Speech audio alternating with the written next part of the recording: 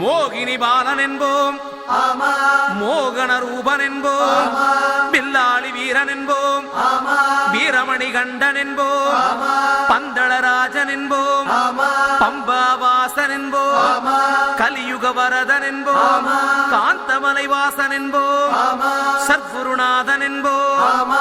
சாந்த சரூபன் என்போம்,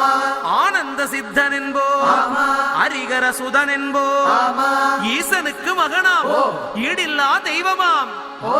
குழந்தையாய் இருப்பானாம், பக்தர் குறையெல்லாம் தீர்ப்பானாம், ஏழைக்கு அருள்பவனாம், நம்ம குல சுவாமியாம். அப்படிப்பட்ட